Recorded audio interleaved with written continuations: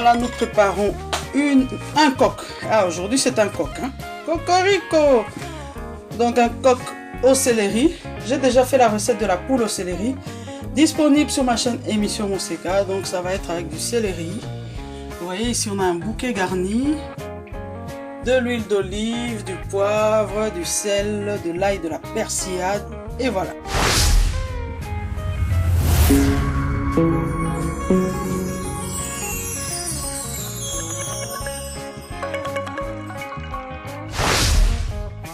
On a kolamba soso na biso ya céleri bandeko, toza na besoin ya soso ya makasi.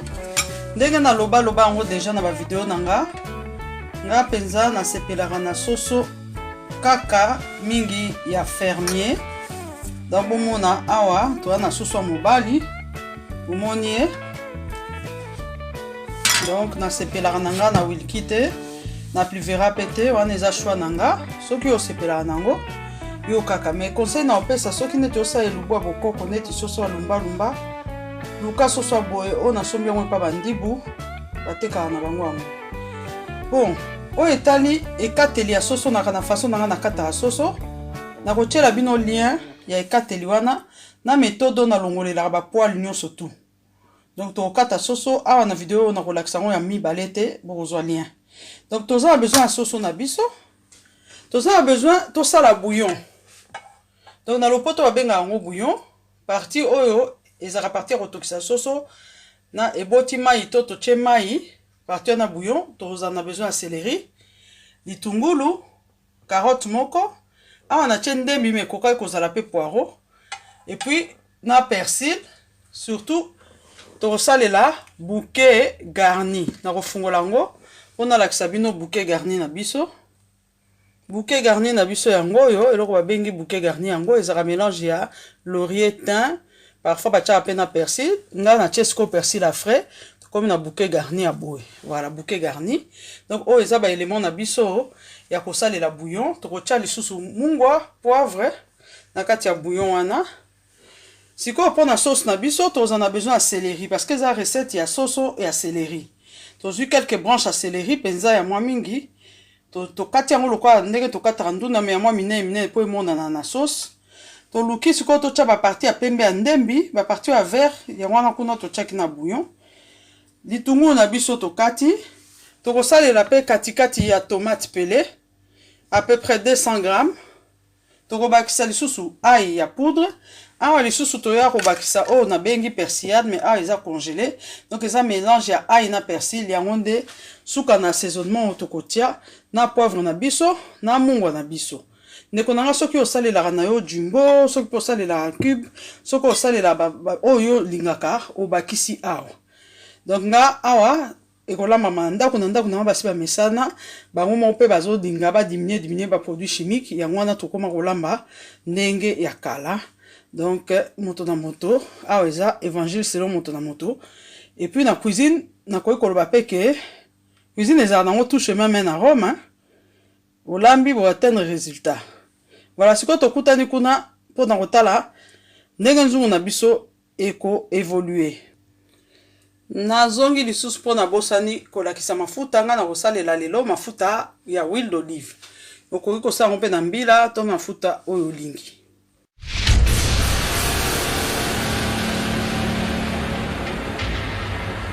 Voilà bandeko ekomi siko temps ya kolamba. Donc peut-être ozomi tout na poids ngo soso ngo akoza na poids nini. Donc na pesa qui est aza na 1,6 kg donc to ba poids 16. C'est pour ça bon moni que moko déjà c'est bon. Attendu. Donc siko na osale na méthode mingi auto lingaka biso à la congolaise. Mindele musupe basala méthode ngo mais bango bazaka na méthode musupe. On a ça qui na vidéo wana mususu. Donc ko démarrer ba moko bouillon. Donc to démarrer ba moko bouillon na biso te to linga ko bakisa na ba ingrédients. Donc nazo telemisa. Voilà, na telemisi nanu nini na ngai. Tokoya kotia bouquet garni, otia na ordre olingi hein. Bouquet garni atambola na persil. Totie céleri na biso. Totie litungulu. totie carotte, totie ndembi na biso. On a siko totie ba légumes na biso oyo ko constituer bouillon na biso. Tokoya siko ko bakisa kaka mungwa. Tokoya ko chape moi ail na niveau oyo. Et puis totie moi poivre muke. Soki ya mbuma kutu ezali ezala sou mieux mais nga na kotia kaka ya mbuma na konika ngo na moulin. Na moment onyo surtout moto eza déjà kopela na koya kotia mungwa.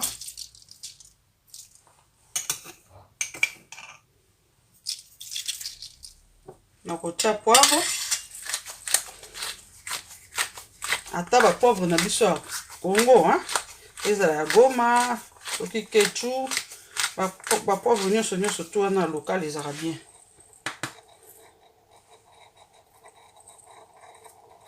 Voilà, naniki poivre. Omoni poivre na tie. Na robakisa moi ail, eza ba ail mo nanika rango déjà na frigo. Na sepeli ko tia moi ail. Omoni? Na tia ngo po na lingi bouillon na ngai zwa goût. Donc eza neti kaka ozo sala cube yo moko nzela moko na plan na but ya kotokisa wana na biloko nyonso ezalaka ko créer bouillon. Tokotika ngo etoka toka yango moko. Soki etoki ezui ali yo moko a bien. Et bandi ko bela et libérer ba mai wana ebimi na sauce libérer ba arôme nango.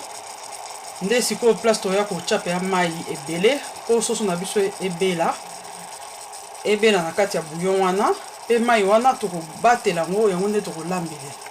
Donc ta moment na ba recette même ba mindele ba bikuna bouillon de poule, ezaka loko mususu te, ezaka jus ebimaka awa na bikela kela. Nde mindele ba salela biso a concentrer na ngo sous forme ya cube. Donc eza neti to chet cube te, tozo la bouillon et se créer yango moko naturellement. Et na bande musu ba ya na kati ya bouillon o tozo créer a te sous bouillon na kati. Wana eza guna ye ndenge na ye. Voilà.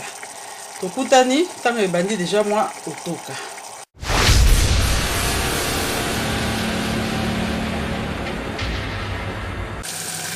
Ande ko bomoni siko bouillon na biso ezotoka toujours ka na mai nango. Bomoni esa neti moi ko bela mai ekiti. Bomona air moko siko ezokoma mafuta nde kalate nazoya ko bakisa mai. Voilà, ça va, c'est quand on met étape en haut de maï. Donc, dès qu'on a le baki, sauce na biso ko bima loko moi sauce claire, les autres na pa maï et belé. Donc, la sauce bloquée te, au tche penza maï ezala suffisant. Sauce e bela pe maï mususu etikala. Awa to ko faire évaporer maï nyonso te, to ko komi sa te que maï e kauki nyonso komi mafuta. Il faut maï etikala. Po to ko belisa to kaukisa soso oyo na four. Mai il faut tant to koti soso na four ndamba mai ezala etikalaki pour permettre biso to ça la sauce claire na biso. Ou bien genre à bouillon. Plat oyo ezaka net ba genre à pépé soupe ezala pe mai eza bon. Ndeko na minute oyo soso na biso ezobela na four na tiango kuna po ekauka muke. Pour le on a sepeli ko kalinga te. Donc nazo tia moi huile d'olive. Na rappelé que huile d'olive lingaka te ba chauffer ngo ebimisa ba milinga. Faut que chauffer encore légèrement. L'ennemi à huile d'olive ezaka chaleur et supportable à haute température te. Ko to bali ngo pe mobesu mingi na bikolo net ba italien, ba espagnol, ba bikolo wana. Donc ce que chauffer muke to tie matungu. Mafuta na biso chauffer. Totia matungulu. Donc on ça loka moi sauce.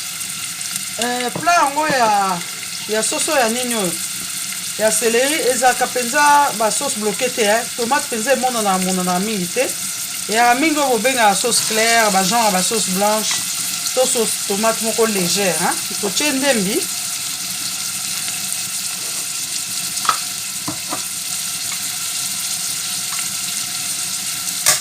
Ko chango tomate mingi te so saleli tomate ya fresh salela ka mbuma moko siko toujours balola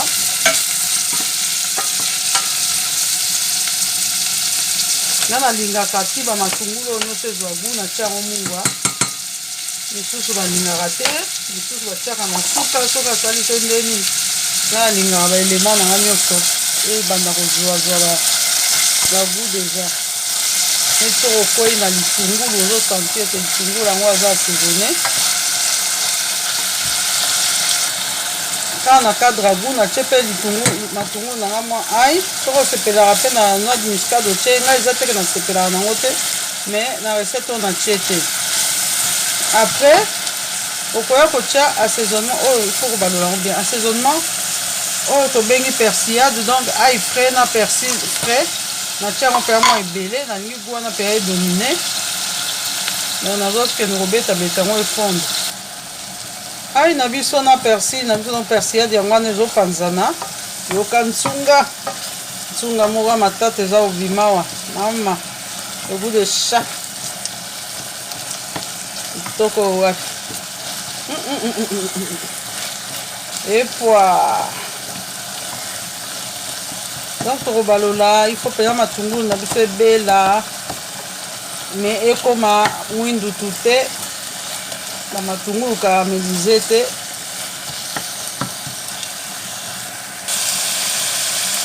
voilà matungulu na biso ekomi bien sikoyo toya kobakisa tomate na biso la moitié ndeka tolobaki oyo eza tomate pele concassé donc bakatakata yango déjà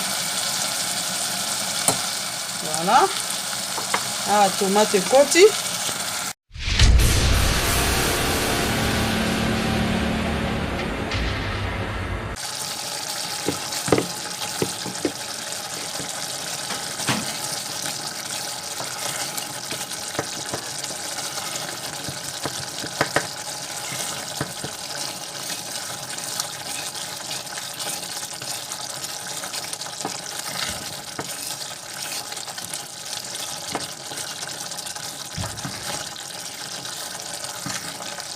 donc nde kaka bozomona tozokoba na kobalosa mwa sauce na biso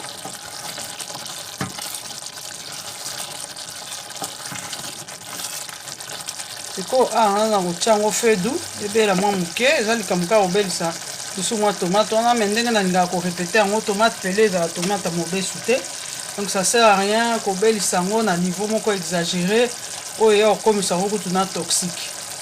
Voilà donc awa sikoyo tokitisi tokende nango fedu toreserve yango comme ça soki soso ebimi na four featuring bakutani na soso na céleri na jus ya bouillon et toki lisusu ensemble et puis masolo efandi carré.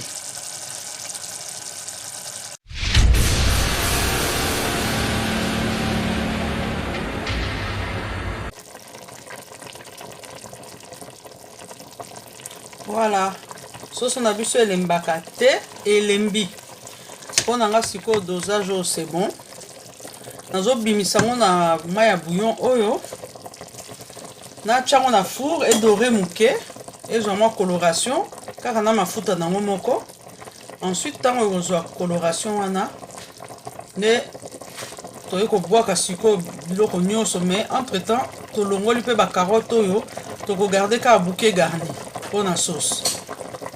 Voilà tolongoli bacarotte babiloko wana soki mpe toza na besoin komela yango comme bouillon tozwi bouillon wana edaka bien soki bandi bagrippe bandi nomeli yango otie mpe mwa pilipili omona ekende kotumba mpenza babiloko oyo ezonyokola nyokola donc nazobimisa yango mpo ekota na four.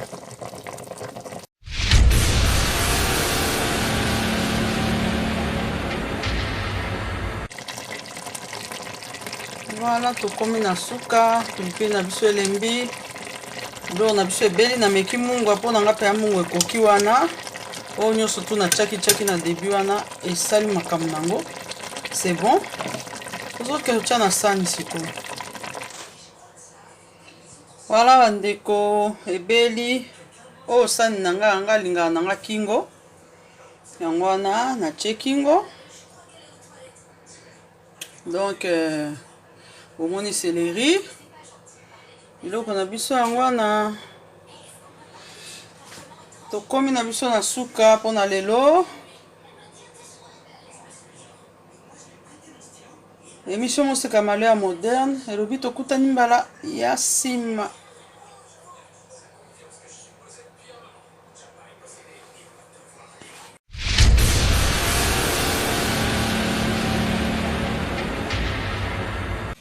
Voilà, biloko na biso ebeli oyo eza sani na nga alingaka na nga kingo.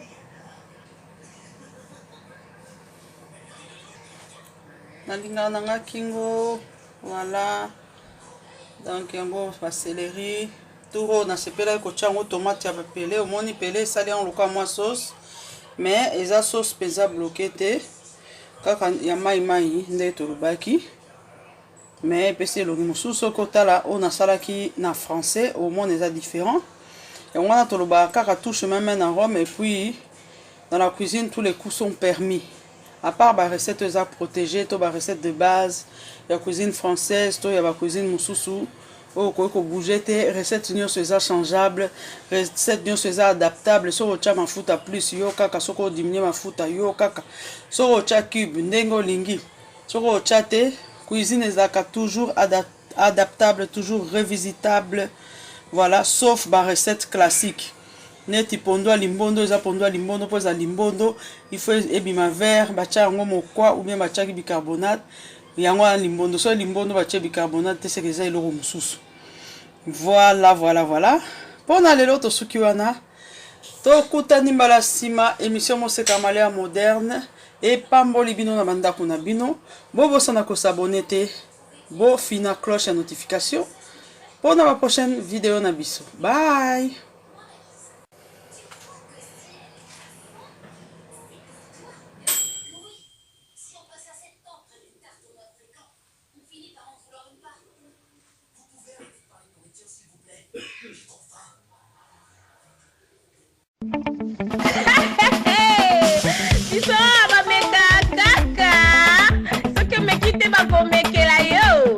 Méga caca. Merci, hein. Je vous aime. Toloba o toloba te. Hey, biso toloba o toloba te. Awa, ba méga caca. Ba méga caca. Chouchou. Dora méga cielo moki. Voilà ba vertige. Ba méga caca bandeko ba boyaka elubu. Na premier regard te baboyaka elubu na solo nango te baboyaka elubu na couleur nango te bameka kaka meka oyeba na français baloba je vais goûter pour ne pas mourir idiot meka na yo tango meki nde oyeba ke eloko wana olingaka ngo te soki omeki te ndeni oyeba bameka kaka bameka kaka meka oyeba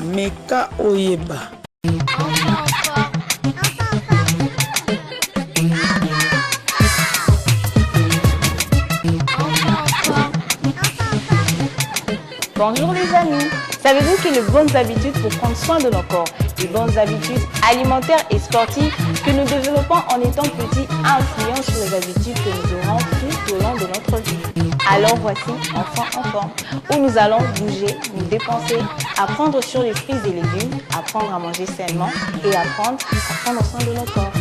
Enfants en forme, c'est chaque samedi sur chaque TV avec Christelle Bourg.